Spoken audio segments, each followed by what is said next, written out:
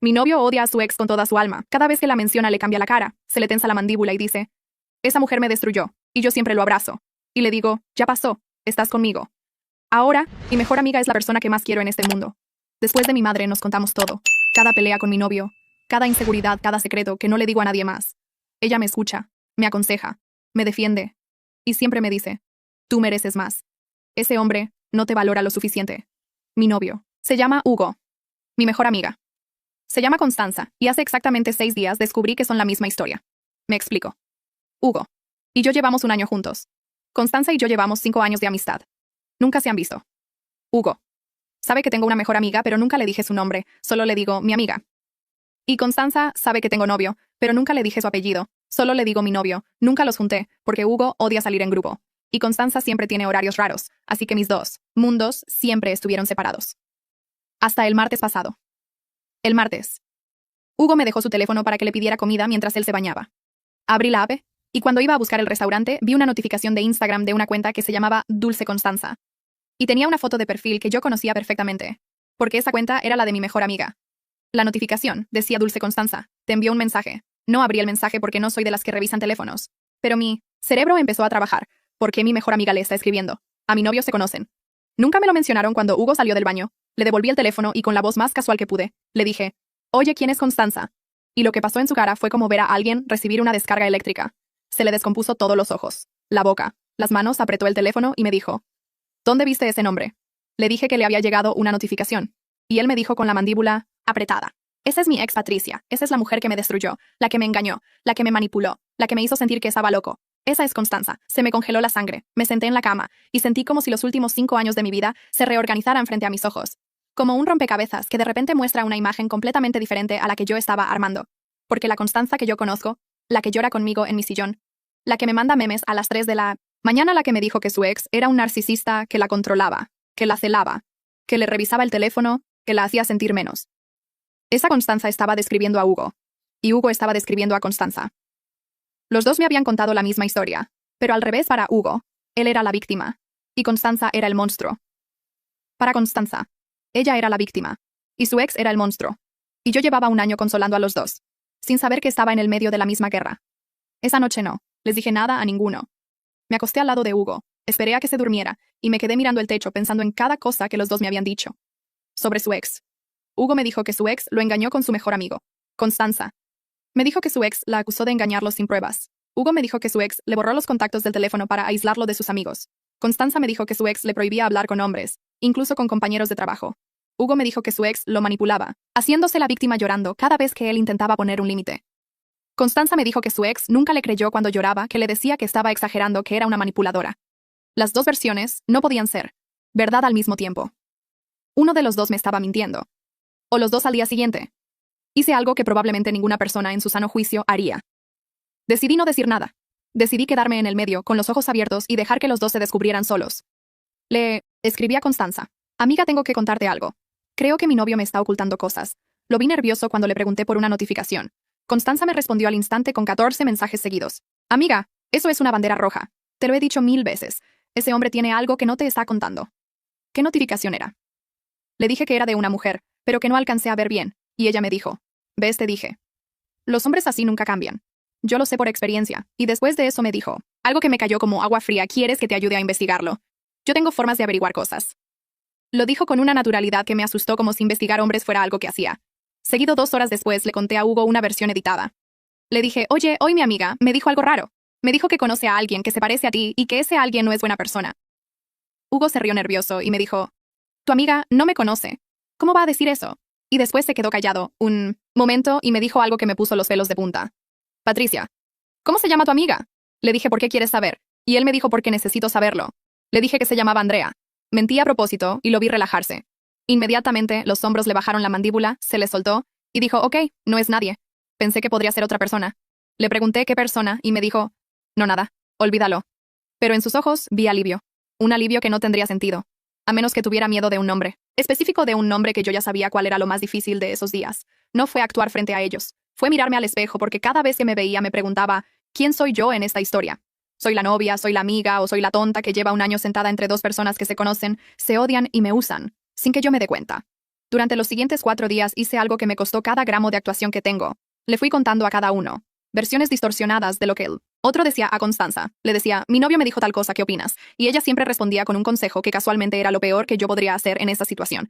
Déjalo en visto, no le contestes, dile que necesitas espacio. Revísale el teléfono cuando se duerma. Cada consejo que me daba era el tipo de consejo que destruye una relación. Una vez Hugo me regaló flores sin razón, solo porque sí. Y Constanza me dijo, amiga, desconfía cuando un hombre te regala cosas sin motivo. Es porque se siente culpable. Yo casi le tiro las flores en la cara a Hugo, por un consejo de la misma mujer que había sido su novia. Me lo estaba destruyendo a propósito, y yo se lo estaba permitiendo con una sonrisa, y a Hugo le decía, mi amiga, me dijo que te vio en tal lugar. Y él siempre reaccionaba primero con miedo, y después con enojo. Tu amiga te está metiendo cosas en la cabeza. Esa amiga tuya no te conviene. Deberías alejarte de ella. Los dos me estaban diciendo que me alejara del otro, y los dos tenían la misma razón, pero ninguno me la decía. El sábado. Decidí terminar el juego. Invité a Constanza a mi departamento para ver una película, y 30 minutos antes le dije a Hugo que viniera a traerme algo, que supuestamente necesitaba del súper cuando sonó el timbre. Constanza estaba sentada en mi sillón con una copa de vino en la mano. Abrí la puerta y era Hugo con una bolsa del súper. Se miraron, y el silencio que se hizo en ese departamento fue el silencio más pesado que he sentido en mi vida. Hugo se le fue el color de la cara. La bolsa del súper se le resbaló de la mano, y un cartón de leche reventó en el piso. Constanza se levantó del sillón tan rápido que tiró la copa de vino, y el tinto se derramó sobre mi alfombra blanca como una mancha de sangre. Nadie se movió para limpiarlo. Los tres nos quedamos mirando cómo el vino se expandía por la tela, como si fuera lo único que podíamos procesar. En ese momento, los dos me miraron a mí, y los dos dijeron lo mismo al mismo tiempo con la misma cara de «Pánico, la conoces», y yo los miré a los dos parada entre ellos con la alfombra manchada de vino y la leche derramada en la entrada, y les dije con una calma que me sorprendió a mí misma. Les voy a hacer una sola pregunta, y el que mienta primero se va de mi vida para siempre. Los dos se quedaron inmóviles y yo pregunté quién engañó a quién. Hugo abrió la boca primero, y lo que dijo hizo que Constanza empezara a temblar. Y lo que Constanza respondió después hizo que Hugo se sentara en el piso con la cabeza entre las manos, y lo que los dos dijeron cuando finalmente dejaron de acusarse mutuamente, cuando finalmente se miraron a los ojos y dijeron, la verdad completa que ninguno me había contado. Me hizo entender que yo no estaba en el medio de su guerra. Yo era la razón de su guerra. Y lo que pasó entre ellos no había empezado hace un año, cuando Hugo y yo nos conocimos. Había empezado mucho antes, la noche exacta en que yo conocí a Constanza, hace 5 años, en una fiesta donde según ella nos hicimos amigas por casualidad, pero que según lo que Hugo me dijo esa noche en mi sala con la voz rota y la leche todavía escurriéndole de los zapatos, no fue casualidad. Nunca fue casualidad. Limpié la alfombra a las 2 de la mañana. No porque tuviera ganas de limpiar. La limpié porque necesitaba hacer algo con las manos que no fuera seguir sentada en el sillón, oliendo el perfume de Constanza en el cojín. El trapo y el quitamanchas que encontré debajo del fregadero eran una forma de no pensar. O eso creía al principio. Hasta que me di cuenta de que limpiar una mancha de vino mientras procesas una traición de 5 años es exactamente igual que pensar, solo que con las rodillas en el suelo y la espalda doblada sobre un problema que tampoco tiene solución fácil. La mancha no salió del todo, se aclaró. Quedó un círculo rosado donde antes había sido rojo oscuro, el tipo de rastro que queda cuando algo ya pasó, pero el tejido todavía lo recuerda. Me levanté, tiré el trapo, me senté en el piso con la espalda contra el sillón y el teléfono en la mano. Constanza había dicho una cosa antes de salir, una sola. La había dicho en voz baja, casi de paso, con el tono de alguien que no calculó que iba a decirlo y que tampoco se arrepintió del todo de haberlo dicho. La noche de la fiesta no fue la primera vez que te vi. Llevaba 2 horas dándole vueltas a esa frase, y cada vez que la giraba aparecía por un lado diferente. Si no fue la primera vez, hubo una vez antes. Si hubo una vez antes de la fiesta, Constanza me había visto en algún contexto que yo no recordaba, o que nunca supe que existió, lo cual significaba que la noche que nos presentaron como si fuera la primera vez, Constanza ya sabía quién era yo. Yo no sabía quién era ella. Esa diferencia, que en el momento de limpiar la alfombra parecía solo un detalle más de la noche, era en realidad la diferencia entre 2 personas que se conocen y 2 personas donde una eligió a la otra sin decírselo. Abrí Instagram. No el perfil de Constanza, el mío. Hay algo que nadie te cuenta sobre tener 5 años de fotos en el teléfono, que son un archivo de tu propia historia que raramente revisas, porque ¿para qué si ya viviste? Las fotos de hace 5 años están ahí debajo de todo, quietas, esperando que alguien tenga una razón para bajar hasta ellas. Yo nunca había tenido razón. Esa noche la tenía. Empecé desde las más viejas. El año anterior a la fiesta donde conocí a Constanza. Eventos a los que fui. Reuniones de amigos, cumpleaños. Esas fotos grupales que uno sube porque todos están guapos y la luz quedó bien. Las fui abriendo una por una, ampliando con los dedos, mirando los fondos con una atención que nunca les había dado cuando las subí. A las 2:30 de la mañana, en el piso de mi sala con la alfombra a medio limpiar y el perfume de Constanza todavía en el cojín a mis espaldas, encontré lo que buscaba. Era una foto de un cumpleaños. El de Mariana, que cumplía 27. Habíamos ido a un bar en el centro. Éramos como 15 personas, y alguien nos tomó la foto desde atrás de la barra con ese ángulo raro que tienen las fotos cuando el fotógrafo es más alto que todos los demás. Yo estaba al frente, de perfil, con el vaso en alto porque alguien acababa de proponer un brindis. En el fondo, cerca de la pared del lado derecho, había una mujer de espaldas 3/4 con el cabello recogido, hablando con alguien que yo no reconocía. No la había notado nunca. No tenía razón para haberla notado. Era una persona más en el fondo de una foto de cumpleaños. Amplié. Las manos me empezaron a sudar antes de que el cerebro terminara de procesar lo que estaban viendo. El cabello, la postura. La forma específica en que Constanza inclina el cuello hacia la izquierda cuando escucha a alguien. Ese gesto suyo que yo había visto cientos de veces en mi sillón cuando le contaba mis cosas y ella asentía. Era Constanza. Un año antes de la fiesta donde supuestamente nos conocimos. En el cumpleaños de Mariana, al que yo había ido con mis amigos y ella había ido con alguien a quien yo no conocía. En el mismo bar, el mismo espacio, la misma noche. Me quedé mirando la foto sin moverme durante un tiempo que no me di. El teléfono se me fue apagando por inactividad y tuve que desbloquearlo 2 veces porque no podía dejar de procesar lo que estaba viendo. Constanza había estado en ese bar. Había estado en el mismo espacio que yo un año antes de que nos presentaran en la fiesta de Hugo como si fuera la primera vez. Lo que significaba que alguien, en algún momento entre ese cumpleaños y esa fiesta, había conectado los dos mundos. Alguien que conocía a Constanza y me conocía a mí. Hay un momento específico en que el cerebro deja de rastrear y empieza a construir. Es como cuando enciendes la luz en una habitación que llevas tiempo creyendo que está vacía y de repente ves que tiene muebles, que siempre tuvo muebles, que la habitación nunca estuvo vacía. Esa noche ese momento llegó a las 3:45, en el piso de mi sala, cuando abrí la lista de personas que yo y Constanza teníamos en común en Instagram. No eran muchas. Habíamos vivido en círculos separados casi toda la amistad, que ahora entendía que no era accidental sino diseñado. Pero había 3 nombres que aparecían en los 2 lados. Los miré uno por uno. El tercero era Tomás Heredia. Lo conocía de la universidad. Habíamos coincidido en 2 materias. Y seguíamos en contacto de esa manera vaga que tienen los conocidos de hace años. Nos dábamos like en fotos de vez en cuando. Nos felicitábamos el cumpleaños. Nunca habíamos vuelto a vernos en persona. En su perfil, entre fotos de viajes y de su perro, había una de hace 3 años en un asado. Aparecía él. Aparecía Constanza. Aparecían otras personas que no reconocí. Y en el borde izquierdo de la foto, cortada casi por completo por el encuadre, aparecía una manga de camisa azul que reconocí porque era mía. Yo había estado en ese asado. No recordaba haberlo subido a ningún lado. Había sido una de esas reuniones que uno va y disfruta y después no sube nada porque no salió ninguna foto buena.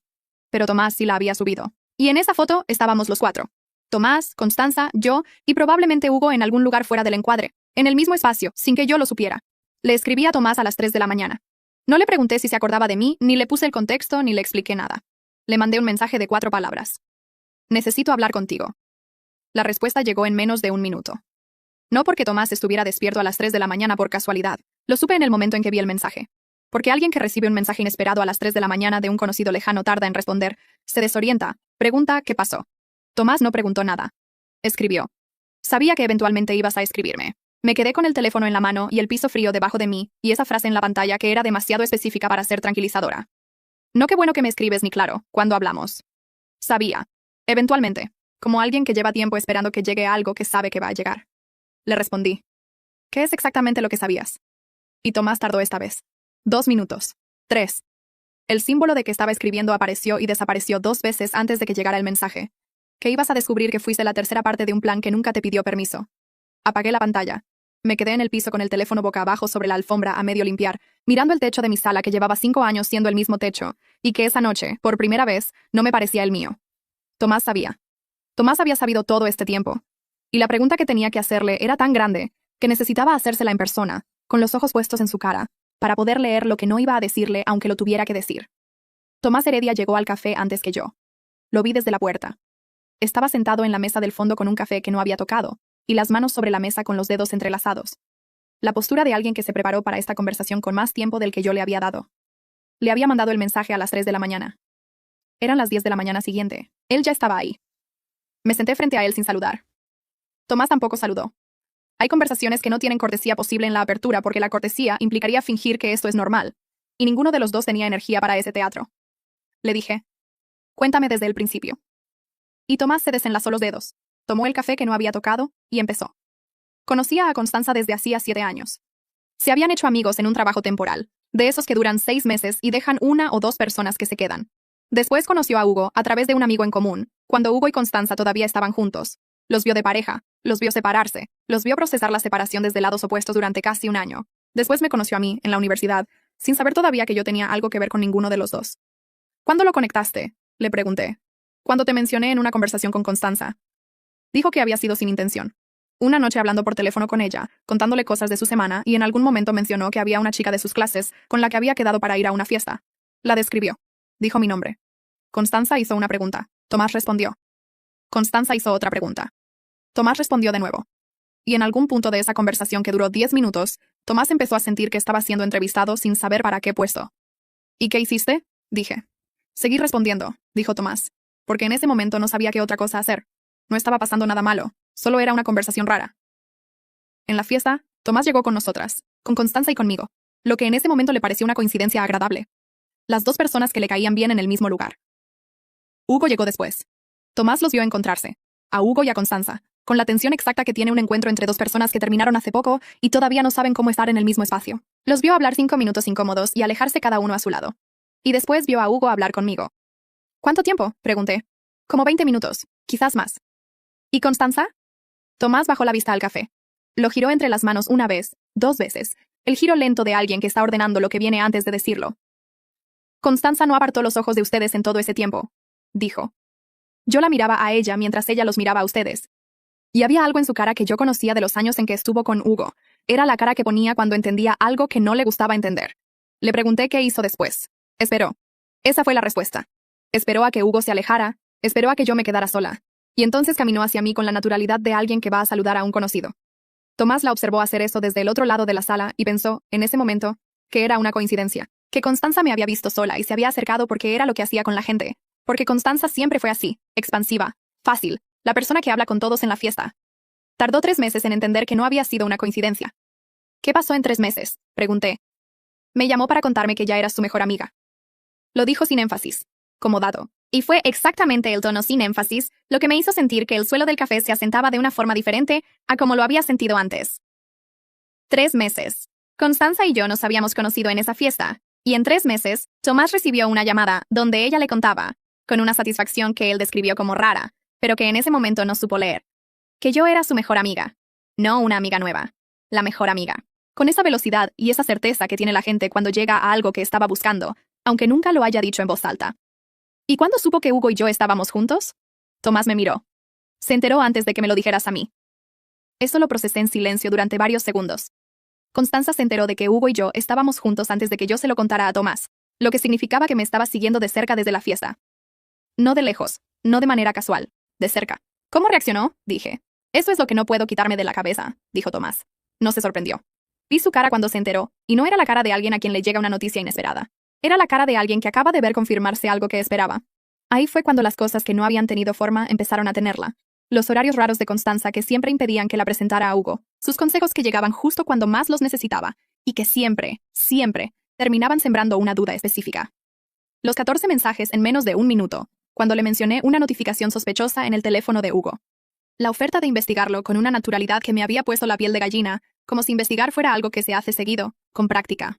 No era paranoia, era un sistema. Y yo había vivido dentro de él 5 años creyendo que era amistad. ¿Por qué no me dijiste nada? Le pregunté a Tomás. No con rabia. Con una curiosidad genuina, del tipo que duele más que la rabia porque implica que la respuesta va a ser comprensible. Tomás no se excusó. Dijo que no tenía prueba de nada. Dijo que lo que había visto eran caras y tiempos y una satisfacción rara en una llamada. Dijo que meterse habría significado estar en el medio de algo que no era suyo, entre dos personas que se conocían de antes, y una historia que ya tenía demasiadas capas para que él pudiera entrar con una observación y que alguien le creyera. Dijo que calculó que si se equivocaba, perdía 2 amistades, y que si tenía razón, no sabía de qué le servía tener razón. Lo entendí. No lo absolvió, pero lo entendí. Es el cálculo que hace la gente cuando sabe algo que no puede probar y que le cuesta demasiado decir. Es el cálculo que hace la mayoría. ¿Constanza sabe que tú sabes? Pregunté. Sí. Y nunca le importó. Nunca le importó, confirmó. Creo que calculó que yo nunca iba a hablar. Y hasta anoche tenía razón. Me quedé mirando la mesa entre los dos. El café de Tomás estaba frío. El mío no lo había pedido.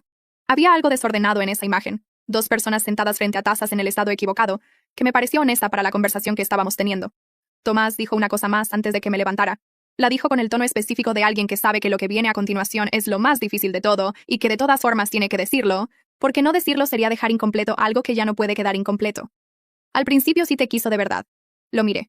No sé en qué momento del primer año dejó de ser una cosa y se volvió la otra, dijo. Pero al principio, cuando se acercó a ti en esa fiesta, creo que todavía había algo genuino mezclado con todo lo demás. No lo digo para defenderla. Lo digo porque me parece que es verdad y porque creo que tú necesitas saber que no todo fue fabricado desde el principio. Salí del café con el mapa completo en la cabeza, y esa última pieza que Tomás me había dado. que era la más incómoda de cargar porque era la que no me dejaba colapsar todo en una sola cosa ordenada y fácil de soltar. Si hubiera sido mentira desde el primer segundo, sería más simple. Pero no era más simple, y eso, descubrí caminando de vuelta a mi departamento con el sol de la mañana dándome en la cara. Era exactamente lo que hace que algunas traiciones sean imposibles de resolver de una vez y para siempre. Que en el origen había algo real, aunque lo que vino después lo haya usado para sus propios fines. Lo real no desaparece porque alguien lo haya instrumentalizado. Solo se vuelve más difícil de saber qué hacer con ello. La llamé el jueves por la tarde. Usé el mismo tono que había usado siempre con ella. Ese tono específico que tenemos con las personas que conocemos bien, donde no hace falta explicar nada desde el principio porque el otro ya tiene el contexto completo de quién eres y de dónde viene lo que llamas a decir. Le dije que necesitaba verla. Le dije que había tenido una semana difícil y que quería hablar. Constanza me dijo que claro, que viniera cuando quisiera, que ella estaba en casa. No me preguntó qué había pasado. En 5 años, cada vez que le había dicho que necesitaba verla, siempre me preguntaba qué había pasado. Era parte de su protocolo, parte de la forma en que me recibía. Primero la pregunta, después la puerta abierta. Esa tarde no preguntó. Me dijo que viniera y colgó. No sé si lo notó y lo ignoró, o si no lo notó en absoluto. En ninguno de los dos casos me tranquilizaba. El departamento de Constanza huele a vela de vainilla y a madera vieja, una combinación que en los últimos 5 años había aprendido a asociar con el tipo de tardes en que una necesita sentarse en un sillón ajeno y decir cosas que no puede decir en el propio. Era un olor de confianza. Esa tarde entré y lo reconocí en el cuerpo antes que en la cabeza, ese reconocimiento automático que tienen los lugares donde uno ha sido vulnerable muchas veces, y pensé que era irónico que el olor siguiera siendo el mismo cuando todo lo demás ya no lo era. Constanza me abrió la puerta con el pelo suelto y una taza en la mano. Me dijo que pasara, que iba a hacerme un té, que se sentara donde quisiera. Me senté en el sillón. El mismo sillón donde ella siempre se sentaba cuando yo venía. El que tenía el cojín con el bordado de flores que le había regalado su madre. El que estaba orientado hacia la ventana para que diera la luz de la tarde. Siempre me había tocado el sofá de enfrente, el más pequeño, el de la persona que llega. Esa tarde me senté en el sillón y crucé las piernas y esperé.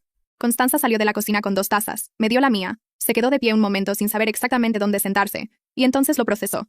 Vio que estaba en su sillón. Lo vio y no dijo nada. Simplemente se sentó en el sofá pequeño y envolvió su taza con las 2 manos. Y en ese gesto, en esa aceptación silenciosa de que algo había cambiado de lugar, entendí que parte de ella ya lo sabía. Le dije: te voy a contar unas cosas. No te estoy preguntando nada, solo te las voy a contar. Constanza asintió una vez. No habló. Empecé desde el principio. La notificación de Instagram en el teléfono de Hugo. La reacción de Hugo cuando mencioné su nombre. Los 4 días de versiones distorsionadas. La confrontación en mi departamento. Lo que Hugo dijo. Lo que Constanza dijo esa noche frente a mí, con la copa vacía en la mano. La foto del cumpleaños de Mariana con ella en el fondo, un año antes de la fiesta. El mensaje de Tomás a las 3 de la mañana. El café del jueves y todo lo que Tomás me contó dentro de él. Lo dije sin énfasis, sin pausas dramáticas, con el mismo tono que usaría para leer en voz alta la lista de pendientes de la semana. Porque eso es lo que era, una lista. Una lista de cosas que habían pasado en orden cronológico, que tenían nombres y fechas y testigos, y que ya no necesitaban que yo les pusiera emoción encima porque la emoción estaba ahí dentro de cada una, sin que yo tuviera que subrayarla. Constanza no me interrumpió en ningún momento. Cuando terminé, hubo un silencio que duró lo que duran los silencios de las personas que están procesando algo que ya sospechaban, pero que escucharlo en voz alta tiene un peso diferente a sospecharlo en la cabeza. Después dijo: ¿qué quieres que te diga? No era una pregunta de defensa. Era una pregunta genuina, del tipo que hace alguien cuando entiende que ya no tiene argumentos, pero tampoco sabe qué forma tiene la rendición en ese contexto específico. Le dije que no quería que dijera nada, que había venido a decirle algo, no a pedirle. Constanza miró su taza. La giró entre las manos. Y entonces hizo algo que yo no había calculado. Empezó a hablar. No para defenderse. No para explicar lo que había hecho. Para hablar de Hugo. Me contó una versión de su relación con él que no era la que me había dado en los últimos 5 años. No era la versión donde él era el monstruo completo y ella la víctima sin fisuras. Era algo más difícil de manejar. Una versión donde había momentos reales en los 2 sentidos. Donde Hugo había hecho cosas que la habían lastimado de maneras específicas, que reconocí como verdaderas, porque yo misma había rozado algunas de esas formas, en el año que llevábamos juntos, y donde Constanza había respondido a ese daño de maneras que también habían lastimado a Hugo, de maneras específicas que reconocí como verdaderas, porque Hugo me las había descrito en el año que llevábamos juntos. No era la historia de un monstruo y una víctima. Era la historia de 2 personas que se habían dañado mutuamente de formas distintas, y que después habían construido cada uno una versión donde el otro era el único responsable de todo el daño, porque esa es la versión que uno necesita cuando el dolor es demasiado grande para cargarlo con matices. Lo escuché sin interrumpirla. Y tuve que hacer algo que no había anticipado que iba a tener que hacer: separarla. A la Constanza que había diseñado un sistema para estar en mi vida y usarla contra Hugo. De la Constanza que había sido genuinamente herida antes de que empezara todo eso. No podía colapsarlas en una sola cosa porque no eran una sola cosa, aunque vivieran en el mismo cuerpo y se llamaran por el mismo nombre. Eso fue lo más difícil del capítulo 4. No la confrontación. No decirle todo lo que sabía. Lo más difícil fue escucharla hablar de Hugo con una honestidad que no había tenido en 5 años, y entender que esa honestidad llegaba demasiado tarde y al mismo tiempo era real. Que podía ser real aunque llegara tarde. Que las dos cosas podían ser verdad al mismo tiempo sin que una cancelara a la otra. Cuando Constanza terminó de hablar, las dos nos quedamos en silencio. Era un silencio distinto al del principio. El primero había sido de rendición. Este era de algo más parecido a una autopsia. Las dos mirando las piezas esparcidas sobre la mesa, sin que ninguna supiera exactamente qué hacer con ellas. Porque ya no se podían volver a armar de la misma forma. Pero tampoco se podían tirar como si no hubieran existido. Le dije lo que había ido a decirle. Le dije que no iba a contarle a nadie su historia. Que no iban a hacer lo que ella habría hecho en mi lugar. Que era usar todo lo que sabía para construir una versión de ella que la destruyera socialmente. Que no lo necesitaba. Que había algo que valía más que eso. Y era que Constanza supiera que yo lo sabía todo. Que ya no había versión que me pudiera dar que yo no pudiera leer a través. Que el peso de ser vista completamente, sin el filtro de los 5 años, era suficiente consecuencia para mí. Constanza me miró durante un momento largo. No dijo que lo sentía. No pidió perdón. Y eso estuvo bien, porque un perdón en ese momento habría sido otra cosa que manejar, y yo ya había manejado suficiente. Solo me miró con la cara de alguien que acaba de entender que la calculó mal desde el principio. Que había calculado todo. La fiesta, los horarios, los consejos, el momento de la confrontación en mi departamento. Pero no había calculado que el instrumento tenía ojos. Me levanté. Tomé mi bolso del piso. Fui hacia la puerta. Y antes de abrirla me volteé, no del todo, solo lo suficiente para que me escuchara bien, y le dije lo único que había venido a decirle que todavía no había dicho. 5 años siendo la persona en quien más confié. Y lo fuiste. Una parte de ti lo fue, al principio, y esa parte no la puedo borrar aunque quisiera. Eso es lo único que me llevo de ti. Abrí la puerta. Constanza dijo una cosa antes de que saliera. La dijo en voz baja, casi sin cuerpo. Con el tono de alguien que sabe que la pregunta que hace ya no le pertenece del todo, pero que de todas formas necesita hacerla. ¿Y Hugo? Me detuve un segundo en el umbral, sin voltearme. Esa es otra conversación, dije. Y cerré la puerta. El ascensor del edificio de Constanza tiene un espejo en la pared del fondo. Uno de esos espejos de cuerpo completo con el marco de metal plateado que tienen los edificios de cierta edad, cuando todavía se diseñaban los espacios como si la gente fuera a mirarse en ellos. Me vi reflejada mientras el ascensor bajaba. El pelo, la ropa, la cara que había tenido durante toda esa conversación. Tranquila, ordenada, sin rastro visible de los 4 días que me habían costado llegar a ese departamento, y a ese sillón, y a esa puerta. Me quedé mirándome hasta que el ascensor llegó a la planta baja. Pensé que era la primera vez en mucho tiempo que me miraba sin preguntarme quién era en la historia. Ya lo sabía. Y eso cambiaba la imagen en el espejo de una forma que no tenía nombre todavía, pero que reconocía como algo que iba a necesitar. Aún faltaba Hugo. Tiré la alfombra. No la limpié. No la mandé a lavar. No la doblé. Y la guardé en el closet esperando a que el recuerdo se enfriara lo suficiente para volver a usarla. La enrollé. La até con una cuerda que encontré en la cocina y la dejé en la puerta del edificio un martes por la mañana junto a la basura. Para cuando volví del trabajo ya no estaba. Alguien se la había llevado, que es lo que pasa con las cosas que uno deja en la calle. Desaparecen rápido porque el mundo está lleno de personas que necesitan exactamente lo que uno está soltando. El apartamento se veía distinto sin ella. Más grande, o quizás solo más honesto. El piso de duela que había debajo tenía unas tablas más claras en el centro, donde la alfombra había estado durante 2 años protegiéndolas del sol. Una mancha de ausencia. Una prueba de que algo había estado ahí tanto tiempo que dejó marca incluso al irse. 2 semanas habían pasado desde la noche de la leche y el vino. Una desde que salí del ascensor de Constanza mirándome en el espejo. Hugo me había escrito 3 veces en esos días. Mensajes cortos, del tipo que manda a alguien que no sabe qué decir, pero tampoco sabe cómo estar en silencio. El primero decía que necesitaba que habláramos. El segundo decía que lo entendería si yo no quería. El tercero no decía nada. Era solo mi nombre, solo eso, como si hubiera abierto el chat con la intención de escribir algo largo, y al final hubiera entendido que lo único que tenía para ofrecer en ese momento era reconocer que yo existía. Le respondí al tercero. Le dije que viniera el sábado. Hugo llegó puntual, que era una de las cosas que siempre había hecho bien. Y entró al apartamento con esa forma suya de moverse en los espacios que conoce, sin pedir permiso pero tampoco sin tomarlo por sentado. Lo primero que hizo fue mirar el piso donde había estado la alfombra. No dijo nada.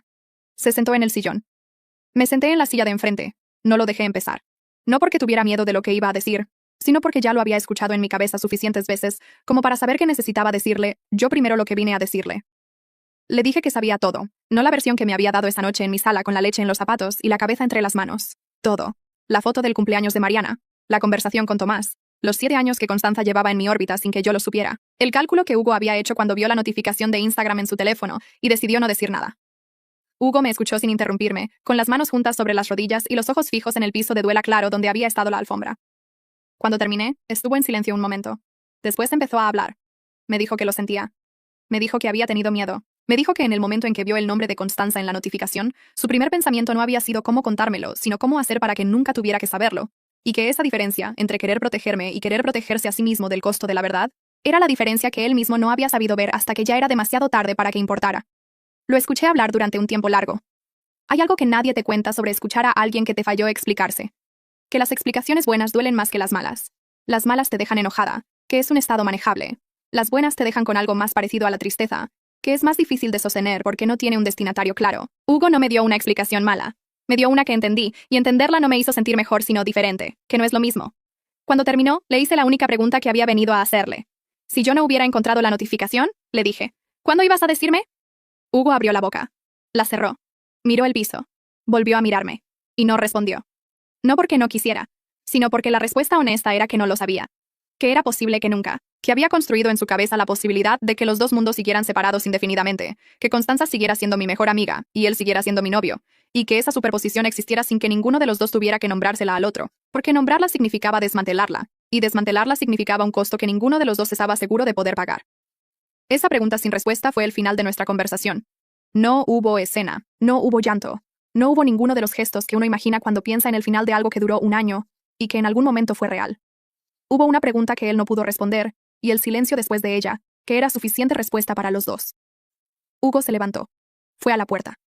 Antes de salir se quedó parado un momento con la mano en el marco, de espaldas, y dijo algo que no esperaba que dijera. Dijo que lo que habíamos tenido había sido verdad para él. Que eso no lo podía recuperar pero tampoco podía borrarlo, y que lo sentía. No como fórmula sino de verdad, porque lo decía con la voz de alguien que carga algo, y no sabe todavía dónde ponerlo. Le dije que lo sabía, y era verdad. Lo sabía. Que había sido real para él no resolvía nada de lo que había pasado, pero tampoco lo convertía en mentira. Y aprender a sostener esas dos cosas al mismo tiempo, sin que una aplazara a la otra, era probablemente el trabajo más difícil que me dejaba ese año. Cerró la puerta sin hacer ruido. Me quedé en la silla escuchando el ascensor bajar. Los meses que siguieron fueron normales en la superficie y complicados por debajo, que es exactamente como son los meses después de que algo se reorganiza pero el mundo de afuera todavía no lo sabe. Seguí en el trabajo, seguí viendo a mis amigas. Hubo un grupo de WhatsApp donde Constanza y yo coincidíamos, y donde los dos leíamos los mensajes sin responder. Una coexistencia digital que ninguna había acordado, y que funcionaba de todas formas porque a veces los acuerdos tácitos son los únicos que pueden existir en ciertos contextos. Tomás me escribió una vez para preguntar cómo estaba. Le dije que bien, que gracias por haber hablado. Me dijo que lo sentía, que debería haberlo hecho antes. Le dije que sí, que debería, y que de todas formas lo había hecho cuando pudo y que eso también contaba. No porque fuera completamente verdad, sino porque la alternativa era cargar ese rencor adicional, y ya tenía suficiente con los que eran míos. Hubo una noche, unas semanas después, en que me acordé de algo. Estaba lavando los platos, que es cuando uno se acuerda de las cosas que no quiere pensar cuando tiene las manos ocupadas y la cabeza libre, y me vino un recuerdo de Constanza que no había buscado. La primera vez que la vi reír de verdad en mi sillón. Habíamos estado hablando de algo sin importancia, alguna tontería del trabajo de ella, y en algún punto de la conversación dijo algo gracioso, y se rió de su propio chiste, con esa risa que tienen algunas personas, que llega antes de que puedan controlarla, y que por eso es la más honesta de todas las que tienen. Una risa corta, sorprendida, como si ella misma no se la esperaba. Y yo me había reído con ella sin saber muy bien por qué, solo porque era contagiosa. Me quedé parada frente al fregadero con las manos mojadas pensando en ese recuerdo. Y tomé una decisión que no había planeado tomar. Decidí no tirarlo. No porque perdonara a Constanza. No porque lo que había hecho se borrara con un recuerdo bonito, o porque quisiera construir una narrativa donde todo terminaba en paz. Sino porque ese recuerdo era mío. Había ocurrido en mi sala, en mi sillón, con mi presencia ahí. Si lo tiraba para limpiar la historia, estaría también borrando una parte de lo que me había pasado. Y lo que me había pasado, todo, incluyendo esa risa, era mío. No de Constanza. Mío. Lo que hizo Constanza con lo que compartimos, es suyo. Lo que compartimos, es mío. Esa distinción, que a las 11 de la noche frente al fregadero, me parecía al mismo tiempo obvia y completamente nueva, fue lo más importante que me llevé de todo ese año. No la traición, aunque también. No la rabia, aunque también. No el aprendizaje de que los instrumentos tienen ojos, aunque también. Lo más importante fue eso. Entender que el territorio de mi propia historia no le pertenece a nadie que haya pasado por él, aunque haya dejado marca. La marca no es la propiedad. El territorio sigue siendo mío. Terminé de lavar los platos. Apagué la luz de la cocina. Me fui a dormir en un apartamento sin alfombra, donde el piso de duela tenía unas tablas más claras en el centro, que con el tiempo, con el sol y el uso, iban a igualarse con el resto. ¿O no? Y eso también estaba bien. Fui al campo de batalla de alguien que nunca me pidió permiso. Pero el territorio siempre fue mío. Solo tardé 5 años en recordarlo.